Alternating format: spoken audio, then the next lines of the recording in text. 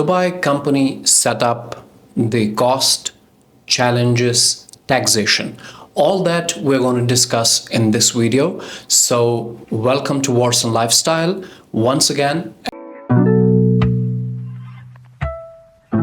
And in this video, we'll be discussing A to Z what challenges you could face while setting up your company in the UAE or while running your company in the UAE. It could be of any sector or any category, but more or less the challenges, processes, costing will not differ much, right? So first thing we'll be talking about when you're planning to come into Dubai, the first thing you do is you plan to set up your business, right? Now, when I say that you should be planning to set up your business, that also includes your visa, because most of the business setups also come with the visa package. So the first step always is that you need to evaluate the costing of how much you will be paying, how much you'll be shelling out for setting up a company. There's a cost for company setup, there's a cost for visa, there's a cost for corporate bank account, right? So now, what is the process for setting up this business? So the process is either you hire a consultant and you go through them and they do the entire process for you. Make sure that it's the right pricing, right costing, or you can also maybe go through a free zone, and if you select the right free zone and go through the right process, you can also do it with them with the choice of different packages, trade license with one visa package, trade license with two visa packages, with three visa packages, whatever your requirement is. So in this video, I'm also going to let you know that if you need any sort of help to set up your business in the UAE or in Dubai, you can let me know or you can write to me. I'm going to drop my details here in the description and we will help you, take you through the entire process. Any company that you want to set up with any free zone in the UAE is absolutely free. The service from us is absolutely free for you. In fact, we charge you lesser than the costing that you get from the free zone. So that is a big advantage for you. So let's get back to what we were talking about. So you understood about the setup, that you have the choice of either going through the consultant or going through the free zone. I mean, consultant means you could go through the mainland through a consultant, or you can directly go through the free zone and complete your process. So now what are the steps involved in this? I've explained in my previous videos. When you want to set up a business, what are the processes involved in this? Very simple processes. You take the initial approval first. After that, you do the trade name reservation. You reserve the name for your business. Then you get the virtual office contract, which is mandatory for getting the trade license in the UAE, unless you don't actually have an existing office, right? So once you get the trade license, after this, then you apply for the visa. The visa process involves your entry permit, your medical examination, your biometrics, and then it also involves your Emirates ID and the visa stamping. Visa stamping is the last step. Once you get the visa and the trade license, you're eligible to get your bank account, the corporate bank account. Now, for corporate bank account, you will have to follow the documentation that is required by different banks, and your corporate bank account will be open. So now you're through these three things, right? Whether you want to get a physical office in the UAE or you don't, it all depends on the kind of business you want. It's not mandatory, because we already get a ijari for you, which is a rental contract to get your trade license registered. Means you already have a virtual office, right? But in case you're opening like maybe a real estate company or a restaurant, so obviously you need a physical space as well. So in that case, you can, once you get all these three things done, the trade license, the visa, and the bank account, you can opt for a physical office as well. If not, then you can work from home or you can work from anywhere you want. So that is one set of processes. Next, what do you do next? So obviously, when you have the trade license, you're here to do the business, so you need the clients for your business. How do you get the clients here? Now, the first way is that you do the marketing. for me in my company, like I have 3 companies now in the UAE, and our marketing process involves the social media marketing, the leads that we got through marketing from time to time. We also market through those leads through our CRM. So we have a CRM. It's always advised that you have a CRM, and whatever leads that you generate through the marketing and everything, all those leads should go into your CRM, and from time to time you keep sending them posts, you keep them updating, you call them from time to time, update them with new processes, with new offers and stuff like that. That will bring you business. And the third way of getting the leads for any sort of business, whether it is real estate, it's something related to any other business, it's always same. The processes and the channels are always same. So another channel for generating the leads is also the social media. So if you're very active on social media, you can also reach to the clients and get inquiries from the social media. We also collaborate with some influencers to generate leads through them, and that depends on the kind of deal that you want to do with them. For example, right now we're working on something with some influencers. So with some people, we give them an offer where they can take a share of whatever profits we make, and with some people, we give them an offer to pay them upfront, right? So I told you almost 3-4 different channels for marketing, which is very important for your business. If you have the business trade license, you have bank account, you have Visa, everything, but you don't market, you're not going to make money.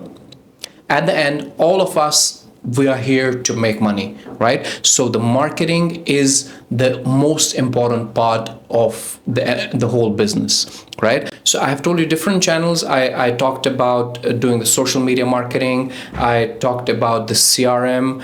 I talked about the you being active yourself on social media and generating leads, and also the influencers. So these are 4 different channels through which you can generate leads for a start. Then you can maybe move on to YouTube sponsored marketing, Google sponsored marketing, because that is kind of expensive. But once you cross the first stage, you start making some money, and second level is that you can go into that kind of marketing as well. So now you also have the clear idea about the marketing part. That I do the same stuff for my companies, and that works very well. So now we're going to talk about what are the taxations, what taxes do we need to register with, what taxes do we pay as a company, and then at the end, before ending the video, we'll also talk about the challenges. What are the challenges that we face in running our businesses and stuff like that. So when it comes to the taxes, so there are generally 2 types of taxes in the UAE. One is VAT, that is value added tax. Now this tax is applicable to all the businesses where if you're selling any goods or if you're selling any services, obviously this tax is applicable. But what happens is you pass this tax on. For example, in our real estate company, Warson Real Estate, so when we raise an invoice to the developers or to the seller or to the buyer, so he pays us the VAT, right? So we add that VAT to the invoice. He pays the VAT to us and we pay to the government. So we're basically just passing it on, correct? We don't pay from our own pocket. So that is about VAT. You need to register with VAT once your business crosses 375,000 turnover, and then you register with the VAT. Till then, you don't need to register with the VAT, and you can have the VAT exemption till then. So second is the corporate tax. Now, as soon as you register your business, you also need to register with the corporate tax authority and get a corporate tax number for your business. If you don't do this, you may get a fine of up to 10,000 dirham for not registering with the corporate tax authority. So once you register for corporate tax, if your revenue, the income, if your income increases 375,000, if it surpasses 375,000 in a year, then you're liable to pay the corporate tax at the rate of 9% per annum. free zone company and you want to apply for the corporate tax exemption, there is a process, and I have explained that process in a complete video for you. That video is there on my channel. I'll drop the link here in the video so you can check out that video. Also, how to apply for the free zone corporate tax exemption. In mainland, there is no corporate tax exemption, right? So this is about the tax. Corporate tax needs to be filed every year, right?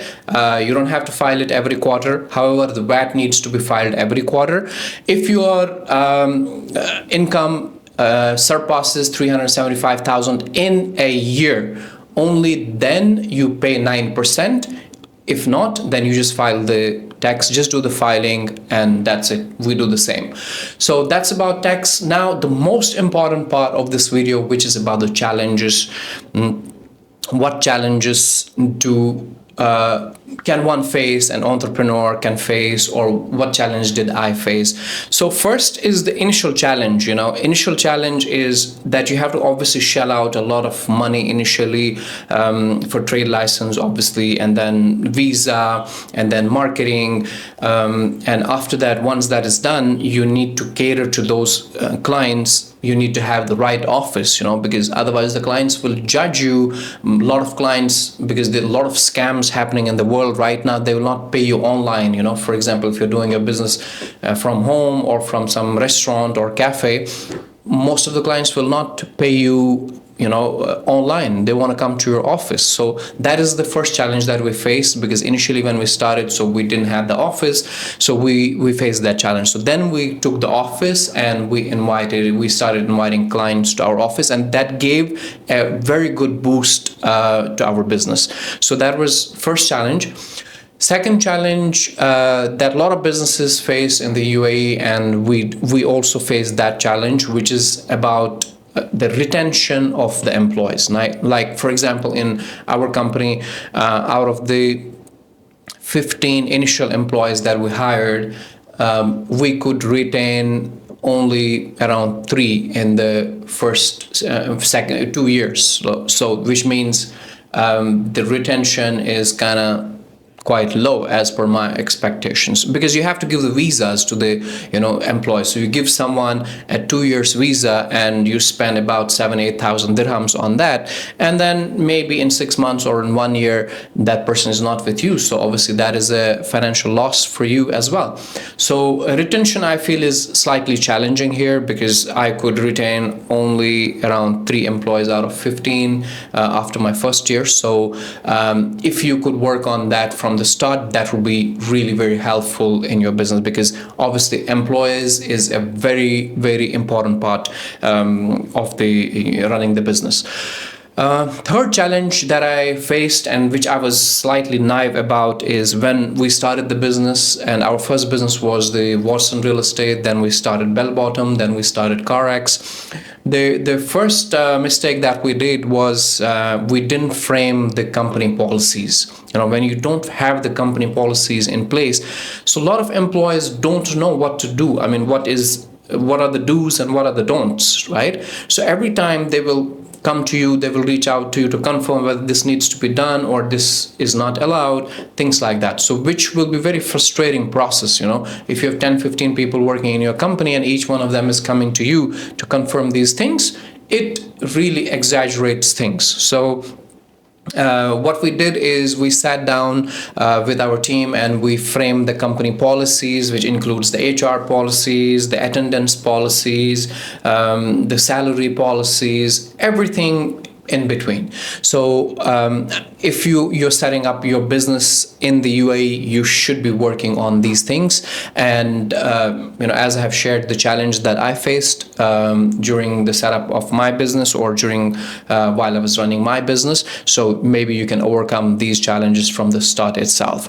If you want to reach out to us and need any more consultation or help, or want to come to our office or meet us, you're always welcome. You can comment your details in the comments, or you can write to me on my email, which is asifwar, ASIFWAR 2012@gmail.com. If you want an instant reply, you can also write to me on my Instagram, which is Asif, Asif _WAR, war, and I can reply to you instantly. Also, I would like to inform you that whenever you send me an email, do send your contact number or the WhatsApp number so that I can reach out to you and we can discuss or help you, whatever help that you may require. Do subscribe to this channel. That helps me bring in more content and bring in more lucrative videos for you. Thank you so much for watching this video, and do share, like, and comment on this video. Ciao.